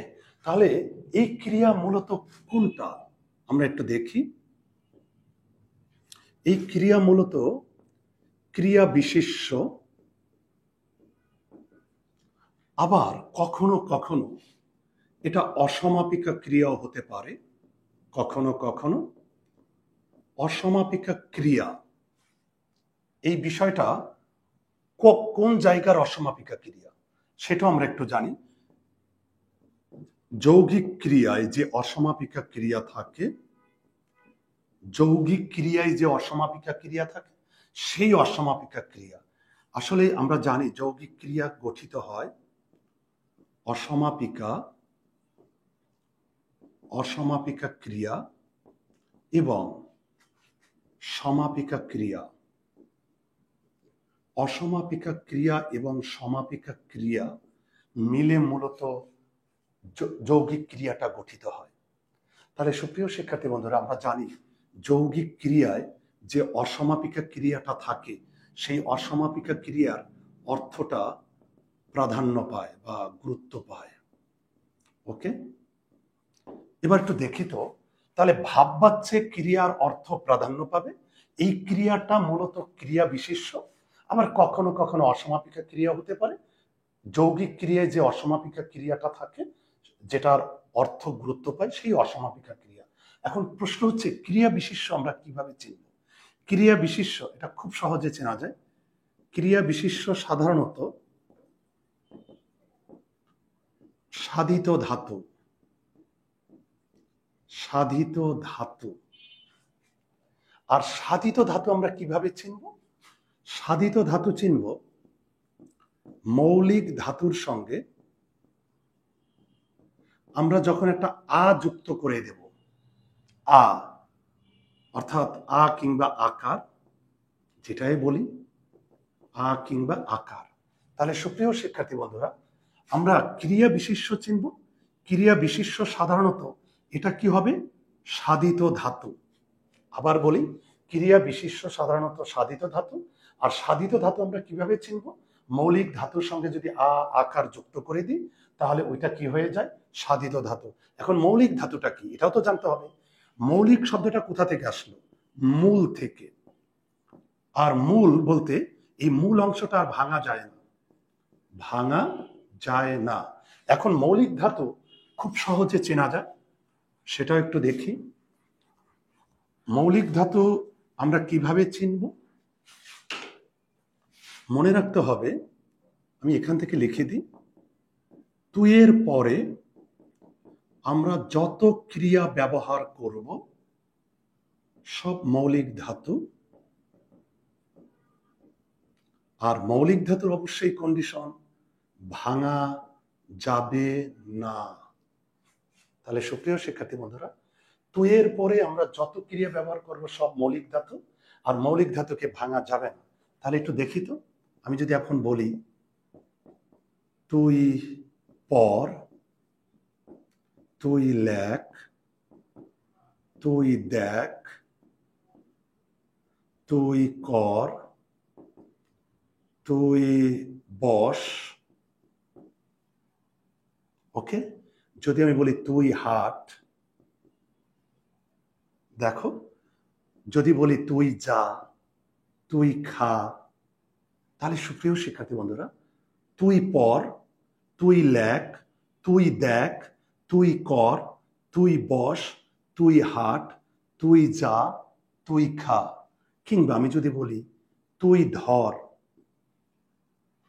তাহলে এগুলো কিন্তু তুইয়ের পরে, এই যে শব্দগুলো আমরা ব্যবহার করলাম এগুলো কিন্তু তুইয়ের পরে ক্রিয়া হিসেবে ব্যবহার করা যায়। মজার ব্যাপার হচ্ছে এই শব্দগুলোকে তোমরা আর ভাঙতে পারবে না। এই শব্দগুলোকে কোনোভাবেই ভাঙা যায় না। এই যে তুই পর, লেখ, দেখ, কর, বস, হাট, যা, খা, ধর, এই শব্দগুলোকে কোনোভাবেই আর ভাঙা যায় না। তাহলে এগুলো হচ্ছে মৌলিক ধাতু। এগুলো হচ্ছে কি? মৌলিক ধাতু। আমরা জানি ধাতু হচ্ছে ক্রিয়ার মূল। ধাতুটা কি? ক্রিয়ার মূল। আর একটা ক্রিয়ার মূল বা ধাতু থেকে অসংখ্য ক্রিয়া তৈরি হয়। তো সুপ্রিয় শিক্ষার্থী বন্ধুরা, আমরা মৌলিক ধাতু তো আমরা বের করলাম। মৌলিক ধাতু আমরা বের করব, ওইটার আগে তুই ব্যবহার করা যায়, আর এই শব্দগুলোকে ভাঙা যাবে না। এখন সাধিত ধাতু কিভাবে বের করব? আমি সাধিত ধাতু বের করব এই শব্দগুলোর সঙ্গে যদি একটা আ যুক্ত করে দিই। একটা আ যুক্ত করে দিলে আমার শব্দগুলো কি তৈরি হচ্ছে আমরা একটু দেখি। পর, পড়া, লেখ, লেখা, দেখ, দেখা, কর, করা, বস, বসা, হাট, হাঁটা, যা, যাওয়া, খা, খাওয়া, ধর, ধরা। তাহলে সুপ্রিয় শিক্ষার্থী বন্ধুরা, এই যে মৌলিক ধাতুর সঙ্গে যখন আমি একটা আ যুক্ত করে দিলাম তখন আমার তৈরি হলো সাধিত ধাতু, সাধিত ধাতু, একটু তাড়াতাড়ি লিখছি, এটা আমার সাধিত ধাতু। আর এই যে সাধিত ধাতু, এই সাধিত ধাতুগুলোই হচ্ছে ক্রিয়া বিশিষ্য। এই সাধিত ধাতুগুলো ক্রিয়া বিশিষ্য। এখন মজার ব্যাপার হচ্ছে কেন এগুলো ক্রিয়া বিশিষ্য। আচ্ছা, ক্রিয়া শব্দের অর্থ কি? করা। বিশিষ্য অর্থ কি? নাম। বিশিষ্য কোনো কিছুর নাম। তাহলে আমরা যা কিছু করি সেই করার নাম, সেই করার নাম হচ্ছে ক্রিয়া বিশিষ্য। সহজ কথায় যদি আমি বলি, প্রতিটা মানুষই ক্রিয়াশীল বা প্রতিটি প্রাণী ক্রিয়াশীল। এটার মানে কি? প্রতিটি প্রাণী ক্রিয়াশীল। প্রাণী মানে ক্রিয়াশীল, কারণ প্রাণীকে ক্রিয়া মানে কি? করা। প্রাণীকে কিছু না কিছু করতে হয়। আর আমরা যা কিছু করি সেই করার নাম, আমরা যা কিছু করি, প্রতিটি প্রাণী যা কিছু করে বা আমরা মানুষরা যা কিছু করি সেই করার নাম হচ্ছে ক্রিয়া বিশিষ্য। পড়া এটা একটা করার নাম। এই যে আমরা প্রতিদিন কত কিছু করি, কখনো পড়ি, কখনো লিখি, কখনো দেখি। তো এই যে প্রতিদিন আমরা যত কিছু করি সেই করার নাম হচ্ছে ক্রিয়া বিশিষ্য। তাহলে পড়া, লেখা, দেখা, করা, বসা, হাঁটা, যাওয়া, খাওয়া, ধরা, এগুলো করার নাম। আর কোনো কিছু করার নাম সেটা হচ্ছে ক্রিয়া বিশিষ্য। আর ক্রিয়া বিশিষ্য মূলত সাধিত ধাতু। আর সাধিত ধাতুর শেষে কি থাকে? আকার থাকে। আবার এটাকে আমি এটাও বলতে পারি, এগুলো হচ্ছে আপ্রত্যয়ান্ত, আপ্রত্যয়ান্ত ক্রিয়াবাচক শব্দ। আপ্রত্যয়ান্ত ক্রিয়াবাচক শব্দ। প্রত্যয়ান্ত মানে কি? প্রত্যয় যোগ অন্ত। অন্ত শব্দের অর্থ হচ্ছে শেষ। অর্থাৎ যে ক্রিয়াবাচক শব্দগুলোর শেষে আকার থাকবে, যে ক্রিয়াবাচক শব্দগুলোর শেষে আকার থাকবে সেগুলোকে বলা হয় আপ্রত্যয়ান্ত যুক্ত ক্রিয়াবাচক শব্দ। ঠিক আছে? তো ভাববাচ্যে এই ক্রিয়াবাচক বিশিষ্যকেই আমরা ক্রিয়ার অর্থ প্রাধান্য হিসাবে ধরি। আর একটা ভাব বাচ্চে যৌগিক ক্রিয়ার যে ব্যাপারটা, যে অসমাপিকা ক্রিয়ার অর্থ যে গুরুত্ব পাবে, যেটা আমি বললাম, যৌগিক ক্রিয়াটা আসলে ভাববাচ্য মূলত যেহেতু আলোচনা করছি অনেক বিস্তারিত একটু বলছি। যৌগিক ক্রিয়ায় গঠিত হয় একটা অসমাপিকা ক্রিয়ার সঙ্গে সমাপিকা ক্রিয়া যুক্ত হয়ে।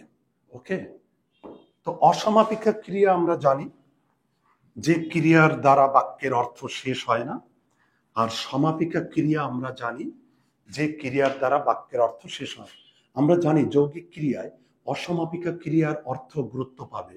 যৌগিক ক্রিয়ায় অসমাপিকা ক্রিয়ার অর্থ প্রাধান্য পায়, প্রাধান্য পায়। যেমন আমি যদি বলি সে ঘুরতে গেল, সে ঘুরতে গেল। ওকে, এখানে ঘুরতে ক্রিয়ার দ্বারা বাক্যের অর্থ শেষ হয়নি, এটা অসমাপিকা ক্রিয়া। আর গেল ক্রিয়ার দ্বারা বাক্যের অর্থটা শেষ হবে, সেটা হচ্ছে, তাহলে গেল ক্রিয়াটা হলো সমাপিকা ক্রিয়া। ওকে, তাহলে ঘুরতে ক্রিয়ার দ্বারা বাক্যের অর্থ শেষ হয় না, এটা অসমাপিকা ক্রিয়া। গেল ক্রিয়ার দ্বারা বাক্যের অর্থ শেষ হয়, এটা সমাপিকা ক্রিয়া। আর এই অসমাপিকা এবং সমাপিকা এই দুইটা ক্রিয়া মিলে যে ক্রিয়াটা হয় যৌগিক ক্রিয়া। আর যৌগিক ক্রিয়ায় সবসময় অসমাপিকা ক্রিয়ার অর্থটা গুরুত্ব পাবে। যেমন এখানে ঘোরার অর্থটা গুরুত্ব পেয়েছে, ঘুরতে যাওয়ার অর্থটা গুরুত্ব পেয়েছে। তো সুপ্রিয় শিক্ষার্থী বন্ধুরা, মনে রাখতে হবে ভাববাচ্যে আমি এতক্ষণ ধরে কেন এগুলো আগে বুঝাই নিলাম, কারণ আছে। এই ভাববাচ্যে ক্রিয়ার অর্থ গুরুত্ব পাবে। আমি আবার বলছি, আবার একই কথা, ক্রিয়ার অর্থ প্রাধান্য পাবে ভাববাচ্যে। ঠিক আছে? তো এই ক্রিয়াটা মূলত এতক্ষণ ধরে যেটা বুঝালাম ক্রিয়া বিশেষ্য, ওকে, ওই যে আকারান্ত ক্রিয়া বিশেষ্য যেটা একটু আগে বুঝালাম। আর কখনো কখনো কিছু কিছু ক্ষেত্রে অসমাপিকা ক্রিয়ার গুরুত্ব পায়। কোন অসমাপিকা ক্রিয়া? সেই যৌগিক ক্রিয়ায়, যৌগিক ক্রিয়ার অসমাপিকা ক্রিয়া যেটা একটু আগে বুঝালাম, ঠিক আছে। এখন এই ক্রিয়া বিশেষ্যর সঙ্গে কার সম্পর্ক থাকবে? আমি আবার একটু বলি, সম্পর্ক না, এই ক্রিয়া বিশেষ্যের আগে যে কর্তাটা থাকবে সেই কর্তার সঙ্গে আমরা র কিংবা এর যুক্ত করে দেব। এই যে ক্রিয়া বিশেষ্য, এটার তৈরি করতে, অর্থাৎ সহজ কথা, ভাববাচ্যে যে ক্রিয়া বিশেষ্য থাকবে, আবার বলি, ভাববাচ্যে যে ক্রিয়া বিশেষ্য থাকবে সেই ক্রিয়া বিশেষ্যে যে কর্তা, কর্তার সঙ্গে র এর যুক্ত করে দিতে হবে, ঠিক আছে। আর এই যে অসমাপিকা ক্রিয়ায় যে কর্তা, এই অসমাপিকা ক্রিয়ায় বিশিষ্ট বাক্যে যে কর্তাটা থাকবে, অসমাপিকা ক্রিয়ার আগে যে কর্তা থাকবে সেই কর্তার সঙ্গে যোগ করতে হবে কে, অন্তস্থ অথবা তে, এই বিভক্তিগুলো যুক্ত করতে হবে। বিভক্তি, আমরা জানি বিভক্তি একটা শব্দের সঙ্গে যুক্ত হয়ে ওই শব্দকে বাক্যে ব্যবহারের উপযোগী করে, ঠিক আছে। এখন আরো কাজ আছে। এই ভাববাচ্যের যে ক্রিয়াটা কোন ধরনের বাক্যে সাধারণত মনে রাখতে হবে, অকর্মক, সাধারণত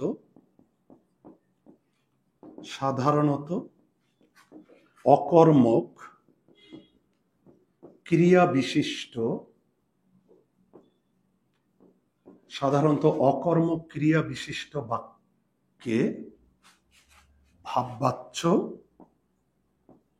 হয়, ওকে। তাহলে আমি কি লিখে দিলাম? সাধারণত অকর্মক ক্রিয়া বিশিষ্ট বাক্যে ভাববাচ্য হয়। এখন এই অকর্মক ক্রিয়াটা কি আমরা জানি? কর্ম, যে ক্রিয়ায় কর্ম থাকে না, যে ক্রিয়ায় কর্ম থাকে না। আর কর্ম একটা ক্রিয়ায় আমরা কর্ম কিভাবে বের করব সেটা আমি শিখিয়েছি। কর্মকারকে কি কাকে প্রশ্ন করলে যে উত্তরটা পাবো সেটা কর্ম। সুপ্রিয় শিক্ষার্থী বন্ধুরা, আমি এখনো কিন্তু ভাববাচ্যের উদাহরণ যাইনি, কারণ ভাববাচ্য নিয়ে অনেক বিতর্ক আছে, ভাববাচ্য আর কর্মবাচ্য নিয়ে। যে কারণে ভাববাচ্য বুঝতে হলে এতক্ষণ ধরে আমি যেগুলো শিখাচ্ছি এগুলো আগে জানতে হবে। তাহলে সাধারণত অকর্মক ক্রিয়া বিশিষ্ট বাক্যে ভাববাচ্য হয়, ঠিক আছে। এখন তাহলে আমরা ভাববাচ্যে ক্রিয়া বিশেষ্যে যে কর্তা থাকবে র এর যুক্ত, আর অসমাপিকা ক্রিয়া সেটা যে থাকবে কর্তা, অসমাপিকা ক্রিয়ার আগে যে কর্তা থাকবে সেটার সময় কে, অন্তস্থ তে। আর ভাববাচ্যে ক্রিয়া বিশেষ্য, যে ক্রিয়া বিশেষ্যের আগে যে কর্তা থাকবে সেটার আগে র এ যুক্ত করে দেব। আরো আছে। এখন এই ক্রিয়া বিশেষ্য কিংবা অসমাপিকা ক্রিয়ার পরে আমি একটু লিখে দিই, কত কিছু আগে জানতে হবে, আমি আগে একটু জানিয়ে দিই। এই যে ক্রিয়া বিশেষ্য কিংবা এই যে অসমাপিকা ক্রিয়া,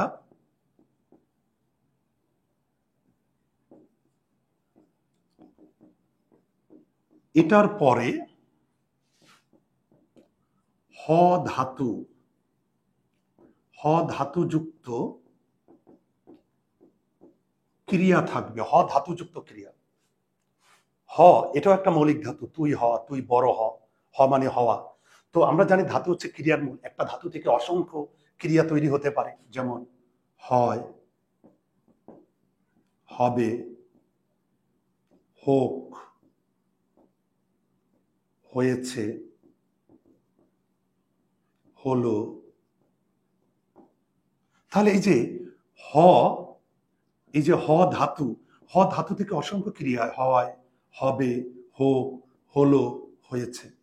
তাহলে এখন আমরা ভাববাচ্যের একটা স্ট্রাকচার দাঁড় করাবো, ভাববাচ্যের একটা ফরম্যাট দাঁড় করাবো। দেখি তাহলে ভাববাচ্যের ফরম্যাটটা কি হবে সেটা একটু দেখি। ভাববাচ্যের যে ফরম্যাটটা এরকম আমরা দাঁড় করাতে পারি, কর্তা থাকবে, কর্তার সঙ্গে যে বিভক্তি থাকবে র, এর, কে, অন্তস্থ কিংবা তে। ওকে, কর্তা নাও থাকতে পারে, কর্তা উজ্জ থাকতে পারে, অনুক্ত থাকতে পারে, আবার সরাসরি কর্তাও থাকতে পারে। কিন্তু কর্তা না থাকলেও ওখানে কল্পনা করা যাবে কোনো কর্তা আছে, আমি দেখাবো। তাহলে এই কর্তার পরে ক্রিয়া বিশেষ্য থাকবে, এতক্ষণ ধরে যা বুঝালাম, ক্রিয়া বিশেষ্য থাকবে, অথবা অসমাপিকা ক্রিয়া থাকবে। আর হ, একটু আগে যেটা বুঝালাম, হ ধাতুযুক্ত ক্রিয়া থাকবে।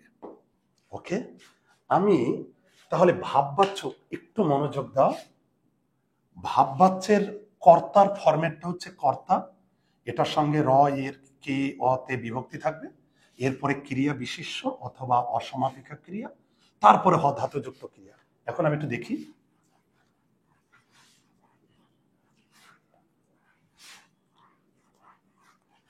খেয়াল করো, আমি যদি এখন একটা বাক্য দিই, রহিম খাবে। ওকে, রহিম খাবে, খাবে এটা হলো ক্রিয়া, এটা ক্রিয়া, রহিম হচ্ছে কর্তা, আর খাবে ক্রিয়ার সঙ্গে সরাসরি রহিমের সম্পর্ক, অর্থাৎ এই খাবে ক্রিয়াটা রহিম কর্তার ফলোয়ার। সহজ কথা, এই ক্রিয়াটার সঙ্গে সরাসরি কর্তার সম্পর্ক। তাহলে এই বাক্যটিকে আমরা বলবো কর্তাবাচ্য বা কর্তৃবাচ্য। ঠিক আছে, এখন আমি যদি এটাকে ভাববাচ্যে আনতে চাই, ভাববাচ্যে আনতে চাইলে প্রথমত আমাকে কর্তা, এই যে রহিম কর্তা, এই যে রহিম কর্তা দিলাম, এরপর আমি একটা এর যুক্ত করি, এর যদি যুক্ত করি তাহলে রহিমের, এই যে একটা এর যুক্ত করে দিলাম, এরপরে ক্রিয়া বিশেষ্য। সুপ্রিয় শিক্ষার্থী বন্ধুরা, ক্রিয়া বিশেষ্য কিভাবে বের করব? এখানে মৌলিক ধাতু কোনটা? খা। ধাতু সবসময় ক্রিয়ার আগে থাকে, তাহলে খা এটা মৌলিক ধাতু, আমি একটু আগে আলোচনা করেছি। এটা মৌলিক ধাতু, আমি কিভাবে বুঝবো খা? আমরা দেখবো যে এটার আগে তুই যুক্ত করা যায় কিনা, এবং এই শব্দটাকে আর ভাঙা যায় না। তাহলে তুই খা, আমি দেখব ওই শব্দটার আগে যদি তুই ব্যবহার করা যায় এবং ওটাকে যদি ভাঙা না যায়, তাহলে এটা হচ্ছে মৌলিক ধাতু। ওকে, তাহলে এখানে খা হলো মৌলিক ধাতু। এখন এই মৌলিক, সবসময় আমি বলেছি মৌলিক ধাতু কিন্তু ক্রিয়ার আগে থাকে, চেনা যায়। তাহলে খা মৌলিক ধাতু। এখন এই মৌলিক ধাতুটাকে আমি সাধিত ধাতু বানাবো। তো সাধিত ধাতু আমি কিভাবে বানাবো? তো সাধিত ধাতু বানাতে হলে এই মৌলিক ধাতুর সঙ্গে আমি একটা আ যুক্ত করে দিই। মৌলিক ধাতুর সঙ্গে যদি একটা আ যুক্ত করে দিই, তাহলে মৌলিক ধাতু হচ্ছে খা, আর এটার সঙ্গে একটা আ যুক্ত করে দিলে আমার শব্দটা কি হচ্ছে? খাওয়া। খাওয়া, এই খাওয়া এটা সাধিত ধাতু, সাধিত ধাতু। আমি বারবার একই জিনিস বারবার বোঝাচ্ছি। আর সাধিত ধাতু মানেই ওটা ক্রিয়া বিশেষ্য, ক্রিয়া বিশেষ্য, এটা হচ্ছে টেকনিক। তাহলে খাওয়া এটা সাধিত ধাতু, খাওয়া এটা ক্রিয়া বিশেষ্য। তাহলে ওকে, তাহলে আমি মৌলিক ধাতুটা আনলাম, এই যে খা। ওকে, এখন এই মৌলিক ধাতুটাকে আমি সাধিত ধাতু বানাবো, এই যে আকার যুক্ত করে দিয়ে, এই যে খাওয়া এটা কি ক্রিয়া বিশেষ্য বা সাধিত ধাতু, রহিমের খাওয়া। এরপরে আমার হ ধাতুযুক্ত একটা ক্রিয়া বানাবো। তো হ ধাতু দিয়ে আমি দেখব রহিমের, যেহেতু এটা ভবিষ্যৎকাল, তাহলে হ যুক্ত যে ক্রিয়াটা বানাবো, রহিমের খাওয়া হবে, রহিমের খাওয়া হবে। তাহলে এখানে হবে, এটা হলো ক্রিয়া। তাহলে আমি ভাববাচ্যের ফরম্যাটটা কি? প্রথমে কর্তা, কর্তার সঙ্গে রয়ের যুক্ত, এরপরে ক্রিয়া বিশেষ্য আর হ যুক্ত ক্রিয়া। হ যুক্ত ক্রিয়া আমি দেখিয়েছি, হবে, হওয়া, হয়েছিল ইত্যাদি ইত্যাদি।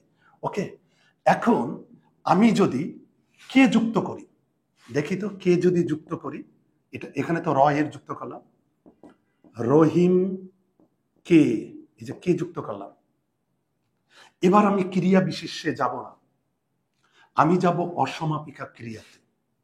তাহলে অসমাপিকা ক্রিয়াতে যদি হয় রহিমকে খেতে, আর এই হবেটা আনি, রহিমকে খেতে হবে, এই খেতে হবে এটা অসমাপিকা ক্রিয়া, আর হবে সমাপিকা ক্রিয়া, আর এই যে এটা তো সমাপিকা ক্রিয়া, আর এই অসমাপিকা আর সমাপিকা এই দুইটা ক্রিয়া মিলে কি হয়? যৌগিক ক্রিয়া। আমি বলেছি অসমাপিকা ক্রিয়ার অর্থটা গুরুত্ব পায়। তাহলে আমি কি শিখালাম? যে প্রথমে কর্তা থাকবে, এই যে কর্তা, তারপরে র এর অথবা কে।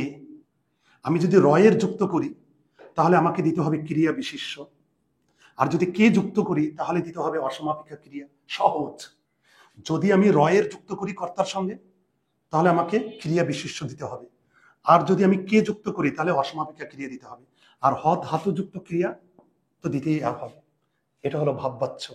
এখানে খাওয়ার অর্থটা গুরুত্ব পেয়েছে, এখানে খেতে এটার অর্থ গুরুত্ব পেয়েছে। তাহলে যে বাক্যে ক্রিয়ার অর্থ গুরুত্ব পায় সেটা হচ্ছে ভাববাচ্য। আর ভাববাচ্য সাধারণত অকর্মক হয়, এখানে কোনো কর্ম নেই। আমি আরো উদাহরণ দিব।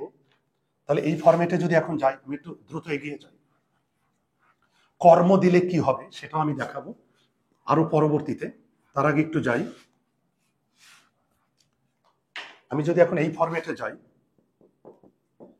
রহিম যাবে, তাহলে এটা কি? কর্তাবাচ্য। ওকে, এটা কি? কর্তাবাচ্য।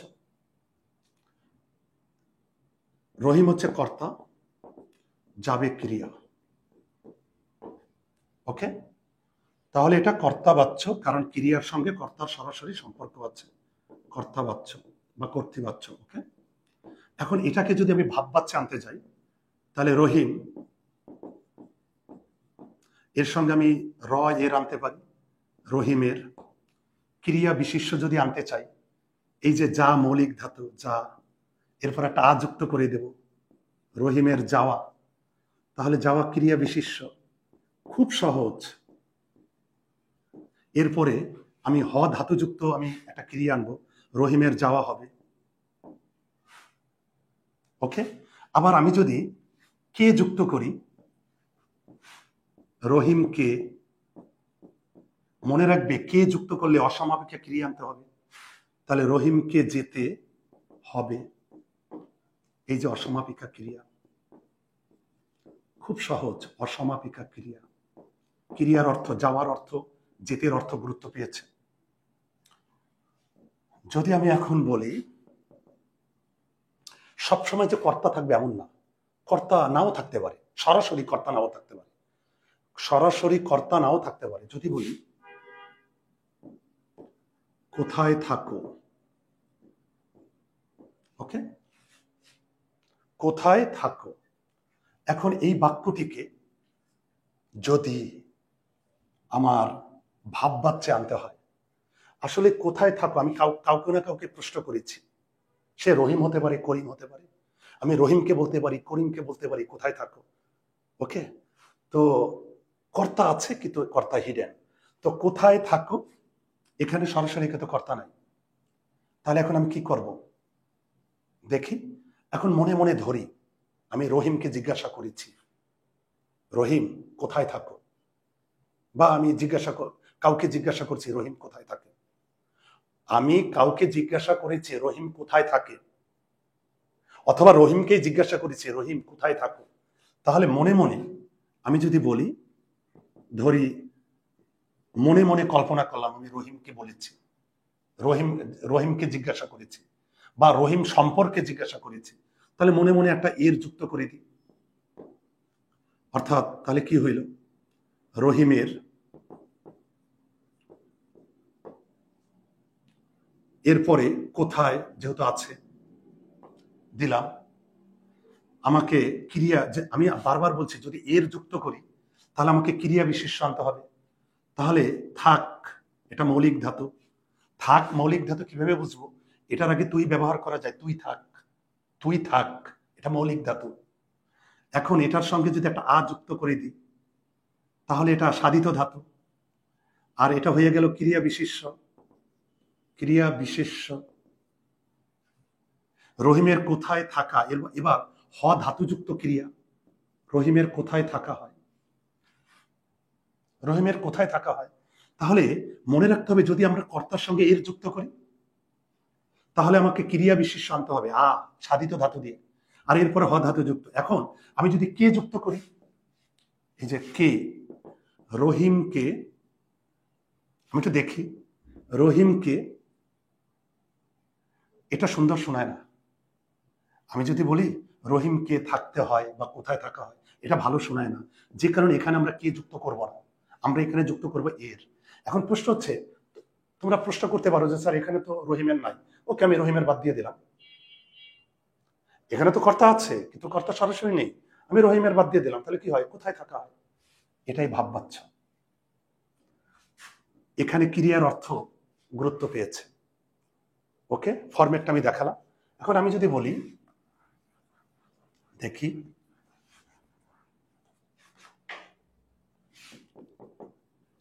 কখন, বা আমি যদি বলি তুমি কখন আসলে, ওকে,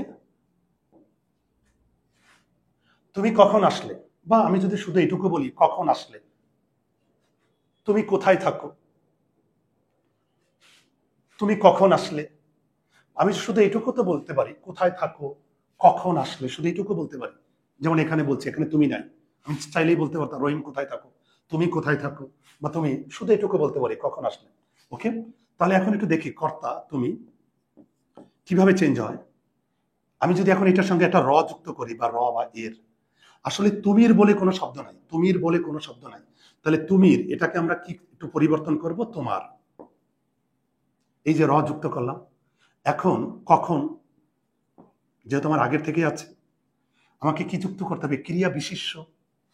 তাহলে ক্রিয়া বিশেষ্য আমি কিভাবে আনবো, এই যে আসলে, আস মৌলিক ধাতু, মৌলিক ধাতু, তুই আস। এখন মৌলিক ধাতুর সঙ্গে যদি আমি একটা আ যুক্ত করে দিই, আশা সাধিত ধাতু, আর সাধিত ধাতু মানে ওইটা কি, ক্রিয়া বিশেষ্য, ক্রিয়া বিশেষ্য। এরপরে আমি হ ধাতুযুক্ত একটা ক্রিয়া বানাবো, তাহলে কি, তোমার কখন আসা, তোমার কখন আসা হলো, তোমার কখন আসা হলো। ওকে, তাহলে তোমার কখন আসা হলো, তাহলে কি পেলাম, ক্রিয়া বিশেষ্য।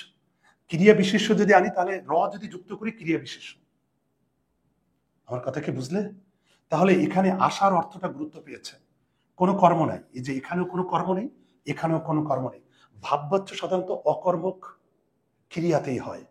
এভাবে যদি আমি এখন বলি, দেখি তো তোমরা এখন একটু, আমি এরপরে কর্মবাচ্য আর ভাববাচ্যের মধ্যে পার্থক্য দেখাবো। দেখি আমি একটু সুন্দর করে এই ভাববাচ্যটার যে ফরম্যাটটা আমি আবার দিচ্ছি, আমি অনেক সময় নিয়ে বোঝাচ্ছি। ভাববাচ্যের যে ফরম্যাটটা আমি আবার বলছি, কর্তা, কর্তার সঙ্গে র এর, সাধারণত এই তিনটেই বেশি থাকে। ওকে, অন্তস্থ তে, এরপরে ক্রিয়া বিশেষ্য, ক্রিয়া বিশেষ্য অথবা অসমাপিকা ক্রিয়া, অসমাপিকা ক্রিয়া, আর তারপরে হ, হ ধাতুযুক্ত ক্রিয়া, হ ধাতুযুক্ত ক্রিয়া। ঠিক আছে, আমরা এই ফরম্যাটে তৈরি করব কর্তার সঙ্গে র এর, তারপরে ক্রিয়া বিশেষ। আর আমি আবার বলছি, ক্রিয়া বিশেষ্য যদি কর্তার সঙ্গে আমরা রয়ের যুক্ত করি, এটা একটু বলে দিই, কর্তার সঙ্গে যদি আমরা রয়ের যুক্ত করে দিই তাহলে আমাকে ক্রিয়া বিশেষ্য আনতে হবে। আর কর্তার সঙ্গে যদি কে কিংবা অন্তস্থ যুক্ত করি তাহলে আমাকে অসমাপিকা ক্রিয়া আনতে হবে, অসমাপিকা ক্রিয়া আনতে হবে। এখন আমি যদি এখন একটা বাক্য দিই, আমি এখান থেকে দিই, দুইটা বাক্য দিই, তুমি দৌড়াবে, ওকে, তুমি দৌড়াবে, ঠিক আছে। আর একটা বাক্য দিই, তুমি হাঁটবে। এই দুইটা বাক্যই কিন্তু কর্তাবাচ্য বা কর্তৃবাচ্য। কেন? দৌড়াবে এটা ক্রিয়া, আর এই দৌড়ানো ক্রিয়ার সঙ্গে তুমি এটা কর্তা, তাহলে এটা কর্তাবাচ্য, অর্থাৎ ক্রিয়ার সঙ্গে কর্তা সরাসরি সম্পর্ক। হাঁটবে এটা হলো ক্রিয়া, তুমি কর্তা, তাহলে ক্রিয়ার সঙ্গে সরাসরি কর্তার সম্পর্ক, তাহলে এটাও কর্তাবাচ্য। এখন এটাকে আমরা ভাববাচ্যে আনবো। ভাববাচ্য আনতে গেলে আমার ফরম্যাটে যাই, তুমি এটার সঙ্গে একটা র যুক্ত করব। এখন তুমির বলে কোনো শব্দ নাই, তাহলে কি শব্দ আছে? তোমার, ওকে। এখন এইখানে আমরা ক্রিয়া বিশেষ্য আনবো, তাহলে ক্রিয়া বিশেষ্য যদি আমি আনতে হয় দৌড়া, ওকে, তোমার দৌড়া। এখন আমি একটু বলি, তৈরি করে দিচ্ছি। আর হ ধাতুযুক্ত একটা ক্রিয়া, এখন হ ধাতুযুক্ত একটা ক্রিয়া, যেহেতু এটা ভবিষ্যৎকাল, তাহলে আমি হবে দিই। এখন এটা তো ভালো শোনায় না, তোমার দৌড়া হবে, তাহলে আমাকে কি করতে হবে? তোমার দৌড়াতে হবে। এই যে দৌড়া, এটা কিন্তু ক্রিয়া বিশেষ্য, ক্রিয়া বিশেষ্য, কারণ ক্রিয়া বিশেষ্যের শেষে আকার থাকে। আমি আবার একটু বলি, এখন যদি আমি কে যুক্ত করি, কে, এই যে যদি আমি কে যুক্ত করি তাহলে আমাকে কি বলতে হবে? তোমাকে দৌড়াতে, তোমাকে দৌড়াতে হবে। এখানে ক্রিয়ার অর্থ গুরুত্ব পেয়েছে, কোনো কর্ম নেই। আবার আমি যদি এখানে বলি র আনি, তাহলে কি আনবো? তোমার। এইখানে একটা ব্যাপার আছে, হাট, এখানে আসলেই ক্রিয়া বিশেষ্য শেষে যে আমরা আকার ব্যবহার করি, সেই আকার যুক্ত ফরম্যাট এখানে আসবে না। আমি যদি এখন বলি হাঁটা, দেখি তোমার হাঁটা, এরপরে হযুক্ত, যেহেতু ভবিষ্যৎকাল, এটা কিছু হইল? তোমার হাঁটা হবে, তোমার হাঁটা হবে। হয়তোবা বলা যায় তোমার হাঁটা হোক, আমি এখানে হোকও ব্যবহার করতে পারি, তোমার হাঁটা হোক, তোমার হাঁটা হবে, বলা যায় চাইলে। এখন আমি চাইলে এখানে অসমাপিকা ক্রিয়া আনতে পারি, তোমার হাঁটতে হবে। আবার আমি যদি কে আনি, তোমাকে হাঁটতে হবে। অর্থাৎ আমি অসমাপিকা ক্রিয়া বিশেষ্য একটা আনতে পারি। এখন দেখি তো কিভাবে আমরা রূপান্তর করব। পরে আমি কর্মবাচ্য আর ভাববাচ্যের মধ্যে পার্থক্যটা দেখাবো, খেয়াল করো।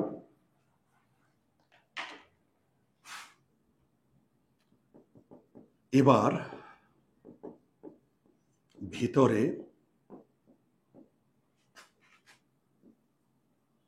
আসুন, এবার ভিতরে আসুন, বা এবার ভিতরে আসুন, আমি যেটা, ওকে, বা আমি আসো দিলাম, এবার ভিতরে আসুন, ওকে। তাহলে দেখি তো, এবার ভিতরে বসো। এখন এটাকে আমি ভাববাচ্যে আনবো কিভাবে? ভাববাচ্যে যদি আনতে চাই তাহলে একটু খেয়াল করো। এবার ভিতরে আসো, আমি কাউকে না কাউকে বলছি, কাউকে না কাউকে আমি বলছি। তাহলে এখন আমি যদি বলি এবার ভিতরে, এখানে কিন্তু কর্তা নাই, তাহলে কর্তার ব্যাপারটা আমি বাদ দিয়ে দিলাম, যেহেতু কর্তা এখানে নাই, সরাসরি নাই, আমি কর্তার ব্যাপারটা বাদ দিলাম। এবার ভিতরে, তাহলে আমি এবার কি করব, আসো এই ক্রিয়াটাকে আমি ক্রিয়া বিশেষ্য বানাবো, আমি ক্রিয়া বিশেষ্য বানাবো। তাহলে এখানে মৌলিক ধাতু কোনটা, আস, তুই আস, এটা মৌলিক ধাতু, তুই আস। এখন এটার সঙ্গে যদি আকার দিই সাধিত ধাতু, তাহলে এবার ভিতরে আসা, তাহলে যে এটা ক্রিয়াবাচক ক্রিয়া বিশেষ্য, এরপরে হ যুক্ত, হ ধাতুযুক্ত ক্রিয়া, এবার ভিতরে আসা হোক। ওকে, এবার আমি যদি কে যুক্ত করতাম, মনে মনে আমি ধরি, এবার ভিতরে, তাহলে অসমাপিকা ক্রিয়া বানাতে হবে। এই যে আসতে অসমাপিকা ক্রিয়া, অসমাপিকা ক্রিয়া। আমরা কিন্তু যেহেতু এখানে কর্তা নাই, আমরা কর্তার ব্যাপারটা বাদ দিলাম। যদি কর্তা থাকতো তাহলে এই ফরম্যাটে দিতাম। ওকে, যদি কর্তা থাকতো আমরা এই ফরম্যাটে তৈরি করতাম। এবার ভিতরে আসতে হবে এই যে হ ধাতুযুক্ত ক্রিয়া। সুপ্রিয় শিক্ষার্থী বন্ধুরা, ওকে, তাহলে আমরা কিভাবে একটা বাক্যকে, এখন যদি আমি বলি, একটু তাড়াতাড়ি লিখে নিতে হবে, আমি যদি এখন এটা বলি,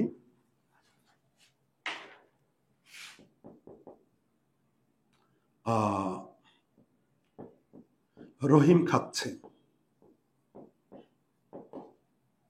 ওকে, রহিম খাচ্ছে, তাহলে রহিম হচ্ছে কর্তা, খাচ্ছে এটা হলো ক্রিয়া। এখন দেখি তো আমরা ভাববাচ্যের যে ফরম্যাটটা, সেই ফরম্যাটে আমরা কি কি আনতে পারি। আমরা কর্তা রহিম, রহিমের সঙ্গে একটা এর যুক্ত করে দিই, রহিমের। এরপর হচ্ছে ক্রিয়া বিশেষ্য বানাবো, যেহেতু কর্তা আছে তো কর্তার সঙ্গে রয়ের যুক্ত করলাম। এখন ক্রিয়া বিশেষ্য বানাতে গেলে আগে দেখতে হবে মৌলিক ধাতু কোনটা, আর মৌলিক ধাতু তো শুরুতে থাকে একটা ক্রিয়ার। তাহলে খা এটা মৌলিক ধাতু, তুই খা এটা মৌলিক ধাতু। এখন এটাকে আমি সাধিত ধাতু বানাবো। সাধিত ধাতু বানাতে গেলে আমার কি যুক্ত করতে হবে, শেষে। তাহলে রহিমের খাওয়া, এরপরে হচ্ছে হ ধাতুযুক্ত ক্রিয়া। তাহলে হ ধাতু যেহেতু এটা খাচ্ছে কন্টিনিউয়াস, তাহলে আমি কি বলবো, রহিমের খাওয়া হচ্ছে। এই যে হ ধাতুযুক্ত ক্রিয়া, এখানে ক্রিয়ার অর্থটা, ক্রিয়া বা ক্রিয়া বিশেষ্যের অর্থটা গুরুত্ব পেয়েছে। এখন আমি যদি কে যুক্ত করতাম, এই যে কে, তাহলে কি দিতাম, তাহলে কিন্তু ভালো শোনাবে না। দেখি তো, সবসময় যে আমরা সবকিছুতে চাইলে ভালো শোনায়, রহিমকে এটা কে যুক্ত করলাম, তাহলে এখন এটাকে আমার খাচ্ছে, এটাকে অসমাপিকা ক্রিয়া আনি, রহিমকে খেতে, রহিমকে খেতে হবে, খেতে অসমাপিকা ক্রিয়া, অসমাপিকা ক্রিয়া। আমরা জানি অসমাপিকা ক্রিয়ার শেষে লে, তে, এ যুক্ত থাকে। সে কাজ করলে, সে কাজ করতে, সে কাজ করে, অসমাপিকা ক্রিয়া। কিন্তু এই ভাববাচ্যের ক্রিয়ায় সাধারণত তে, অসমাপিকা ক্রিয়ায় তে বিশিষ্ট অসমাপিকা ক্রিয়াটাই ব্যবহৃত হয়। তাহলে রহিমকে খেতে হবে হবে।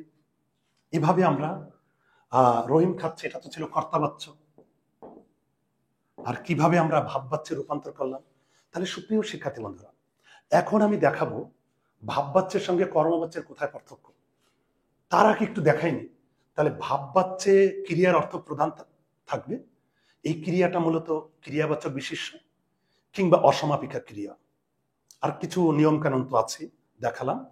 তো আসলে আমরা এতক্ষণ ধরে যতগুলো উদাহরণ দিয়েছি, ভাববাচ্যে সাধারণত অকর্মক ক্রিয়া বিশিষ্ট বাক্য হয়, অর্থাৎ ওই বাক্যে কর্ম থাকে না। এখন সকর্মক ক্রিয়া যদি থাকে, দেখি সকর্মক ক্রিয়া, ভাববাচ্য আর কর্মবাচ্য দুইটার মধ্যে কোথায় পার্থক্য হলো একটু দেখি। কর্মবাচ্য আর ভাববাচ্য, এই দুইটার মধ্যে পার্থক্যটা একটু দেখাচ্ছি। ওকে, কর্মবাচ্য, কর্ম অর্থাৎ ক্রিয়া কর্মের ফলোয়ার হবে। ক্রিয়া কর্মের অনুসারী হবে। সহজ কথা, ক্রিয়ার সঙ্গে কর্মের সম্পর্ক থাকবে এবং এই কর্মবাচ্য এটা কিন্তু সকর্মক ক্রিয়া, অবশ্যই কি থাকতে হবে? সকর্মক ক্রিয়া থাকতে হবে, সকর্মক ক্রিয়া থাকতে হবে। এবার ভাববাচ্যে ক্রিয়ার অর্থ প্রাধান্য পাবে,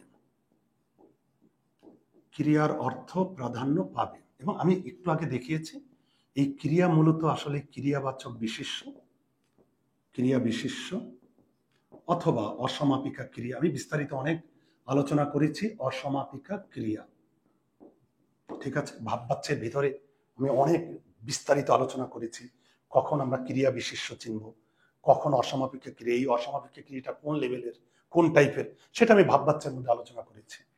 আর ভাববাচ্য সাধারণত অকর্মক ক্রিয়া থাকবে। তাহলে একটু দেখি তো, ভাববাচ্যে অকর্মক ক্রিয়া বিশিষ্ট বাক্য আর কর্মবাচ্য সকর্মক ক্রিয়া। তো সকর্মক ক্রিয়া যে ক্রিয়ার কর্ম থাকবে আর অকর্মক যে ক্রিয়ার কর্ম থাকবে না। এখন আমরা কর্মটা কিভাবে বের করব? কর্মকারক ক্রিয়াকে কি অথবা কাকে প্রশ্ন করলে যে উত্তরটা পাবো সেটা কর্ম। ক্রিয়াকে কি অথবা কাকে প্রশ্ন করলে যে উত্তরটা পাবো সেটা কর্ম। এখন একটু দেখি তো, রহিম, আমি যদি বলি রহিম চিঠি লিখে,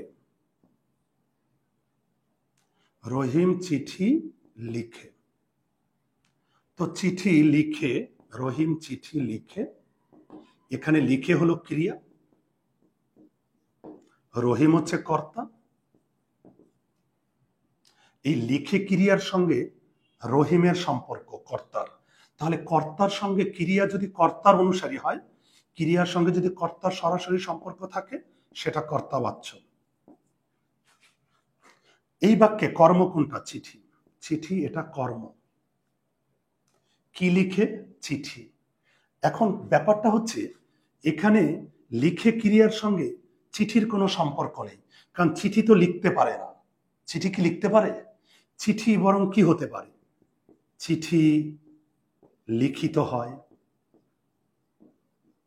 অথবা চিঠিকে লেখা হয়, চিঠিকে লেখা হয়। ওকে, তো চিঠিকে লেখা হয়।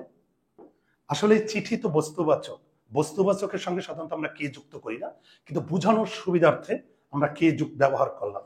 এখন আমি এখানে এই আসলে কর্তাবাচ্য দিয়েই আমি কর্মবাচ্যটা বোঝাচ্ছি। লিখে ক্রিয়া, এই লিখে ক্রিয়ার সঙ্গে চিঠির কোনো সম্পর্ক নেই, কারণ চিঠি নিজে লিখতে পারে না, বরং চিঠি লিখিত হয়, চিঠিকে লেখা হয়। ওকে, তাহলে এখানে চিঠিটা কি? আমি আগে একটু দেখি, চিঠিকে লেখা হয়, কি লিখিত হয়? চিঠি। কাকে লেখা হয়?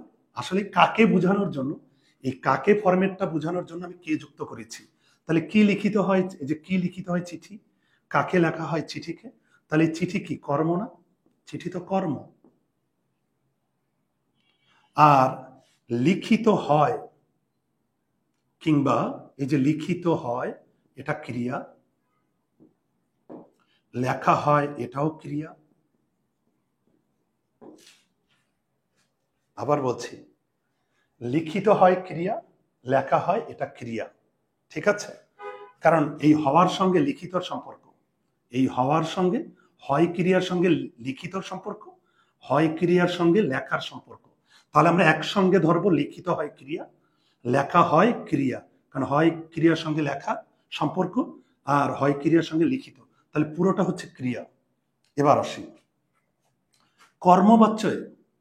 আমরা জানি কর্তার সঙ্গে এই যে আমি যদি বলি রহিম দ্বারা বা রহিম কর্তৃক, অথবা আমি এখানে বলতে পারি রহিমের দ্বারা, তো রহিমের দ্বারা চিঠি লিখিত হয় বা রহিম দ্বারা চিঠি লিখিত হয় বা রহিমের দ্বারা চিঠিকে লেখা হয়। ওকে, আমার কর্মবাচ্য হয়ে গেল, ঠিক আছে? এখন প্রশ্ন হচ্ছে এটা কেন কর্মবাচ্য? আমি প্রশ্নটা কাকে করছি? মনে রাখতে হবে, ক্রিয়াকে প্রশ্ন করলে যদি উত্তর পাওয়া যায় তাহলে সেটা কর্ম, এবং বুঝতে হবে ওই বাক্যে ক্রিয়ার সঙ্গে কর্মের সম্পর্ক আছে, অর্থাৎ ওই বাক্যে ক্রিয়া কর্মের অনুসারী হয়। আবার বলি, একটা বাক্যে ক্রিয়াকে কি কাকে প্রশ্ন করলে যদি উত্তর পাওয়া যায় তাহলে ওটা কর্ম, আর ক্রিয়াকে কি কাকে প্রশ্ন করলে যদি উত্তর পাওয়া যায় ওটা কর্ম, এবং বোঝা যাবে যে ওই বাক্যে ক্রিয়ার সঙ্গে কর্মের সম্পর্ক আছে। তাহলে লিখিত হয় ক্রিয়া। আমি যদি এখন প্রশ্ন করি কি লিখিত হয়? চিঠি। তাহলে চিঠির সঙ্গে লিখিত হওয়ার সম্পর্ক, কর্মের সঙ্গে ক্রিয়ার সম্পর্ক। আমি যদি বলি কাকে লেখা হয়? চিঠিকে। তাহলে এখানে চিঠিকের সঙ্গে লেখা হওয়ার সম্পর্ক, তাহলে কর্মের সঙ্গে ক্রিয়ার সম্পর্ক। আর আমরা জানি কর্মের সঙ্গে যদি ক্রিয়ার সরাসরি সম্পর্ক বোঝায় বা ক্রিয়া যদি কর্মের ফলোয়ার হয় তাহলে ওই বাক্যটাকে আমরা কি বলবো? কর্মবাচ্য। তাহলে এখানে দুইটা বাক্যই কর্মবাচ্য, এবং কর্মবাচ্যে সকর্মক ক্রিয়া থাকবে। আমি লিখে দিয়েছি সকর্মক, এখানে কিন্তু কর্ম আছে, চিঠি। এবার আসে ভাববাচ্যে অকর্মক ক্রিয়া থাকবে, অর্থাৎ আমি কর্ম আনতে পারবো না। তাহলে আমি যদি এখন কর্ম না আনি, তাহলে আমি যদি এখন বলি রহিমের লেখা হয়, রহিমের লেখা হয়, ওকে, বা রহিমের লেখা হবে। বা আমি বলতে পারি, এখানে কি বলেছি, রহিম চিঠি লিখে, আমি কর্ম বাদ দিলাম। বা আমি যদি বলি রহিমকে লিখতে হবে, লিখতে হবে, এখানে কোনো কর্ম নাই, লেখা হয় এটা ক্রিয়া, লিখতে হবে এটাও ক্রিয়া, কোনো কর্ম নেই। তাহলে এখন রহিমের লেখা হয়, এখানে যদি আমি এখন আলাদা আলাদা ধরি, লেখা আর লিখতে আমি আলাদা আলাদা ধরলাম, তাহলে এই যে রহিমের লেখা হয়, লেখাটা এটা কি ক্রিয়া বিশেষ? আমি বুঝিয়েছি ক্রিয়া বিশেষ্য, সাধিত ধাতু, এবং কিভাবে কিভাবে। আর লিখতে এটা অসমাপিকা ক্রিয়া, অসমাপিকা ক্রিয়া। তাহলে লেখা যদি আমি আলাদা করে ধরি, লেখা হচ্ছে ক্রিয়া বিশেষ্য, আর লিখতে যদি আমি আলাদা করে ধরি, সেটা যদিও দুইটা মিলেই ক্রিয়া বলা যায়, লেখা হয় লিখতে হবে, দুইটা মিলেই ক্রিয়া, কিন্তু আমি যদি আলাদা করে ধরি লেখা ক্রিয়া বিশেষ্য সাধিত ধাতু, আমি যদি আলাদা করে ধরি লিখতে হবে অসমাপিকা ক্রিয়া, তাহলে সুপ্রিয় শিক্ষার্থী বন্ধুরা, আমি যখন বলি রহিমের লেখা হয় তখন এখানে লেখার গুরুত্বটা পেয়েছে, লেখা প্রাধান্য পেয়েছে। আমি যদি বলি রহিমকে লিখতে হবে, তাহলে লিখতে, এখানে লিখতে অসমাপিকা ক্রিয়ার অর্থটা গুরুত্ব পেয়েছে। তাহলে মনে রাখতে হবে, যদি ক্রিয়ার অর্থটা গুরুত্ব পায়, এই ক্রিয়াটা ক্রিয়া বিশেষ্য হতে পারে, অসমাপিকা ক্রিয়াও হতে পারে, ওকে।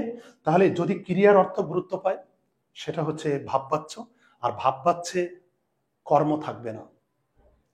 আবার আমি কি বোঝাতে পেরেছি? সাধারণত আমাদের ঝামেলাটা হচ্ছে এখানে, কোন বাচ্যগুলোকে মূলত ভাববাচ্য করা যায়। আমি যদি এখন বলি এখন লিখো, এখানে কিন্তু কর্তা নেই, এখানে কিন্তু কর্তা নেই, তো কর্তাহীন বাচ্যকে সাধারণত ভাববাচ্য সুন্দর করে করা যায়। এখন আমি যদি বলি এটাকে কিভাবে ভাববাচ্য বানাবো, এখন লেখা হোক, অথবা আমি বলতে পারি এখন লিখতে হবে। এই যে লেখার অর্থটা গুরুত্ব পেয়েছে, লেখা ক্রিয়া বিশেষ্য, লিখতে অসমাপিকা ক্রিয়া, তাহলে এখানে লেখার অর্থ গুরুত্ব পেয়েছে। আর এই লিখতে, লেখা ক্রিয়া বিশেষ্য, অসমাপিকা ক্রিয়া। আসলে কর্তাহীন বাচ্যকে ভাববাচ্যে করা যায়, সুন্দর করে করা যায়, কর্তা থাকলেও ভাববাচ্যে করা যায়, কোনো ব্যাপার না। কিন্তু আমাদের খেয়াল রাখতে হবে, ভাববাচ্যে কর্ম থাকবে না, ওখানে ক্রিয়ার অর্থটাই গুরুত্ব পাবে। আর যখনই আমরা কর্ম আনবো, যেমন চিঠি, তখনই ওখানে কর্মটাকে গুরুত্ব দেওয়া হয়, এবং লিখিত হয়, লিখিত হয়েছে তো চিঠি, লেখা হয় এটা তো চিঠি। তাহলে ক্রিয়া যখন কর্মের অনুসারে হয়েছে তখন ওটা কর্মবাচ্য। আর যখন কর্ম থাকবে না, শুধু ক্রিয়ার অর্থটাই গুরুত্ব পাবে, তখন ওটা ভাববাচ্য। সহজেই। তাহলে সুপ্রিয় শিক্ষার্থী বন্ধুরা, অনেক সময় নিয়ে বুঝালাম। আসলেই বাচ্য নিয়ে অনেক অনেক সমস্যা আছে, আমি জানি, অনেক বিতর্ক আছে, কিন্তু এত বিতর্কে যাওয়ার দরকার নেই। খুব সহজে আমরা বাচ্য শিখতে পারি এবং আমি সেটা দেখালাম।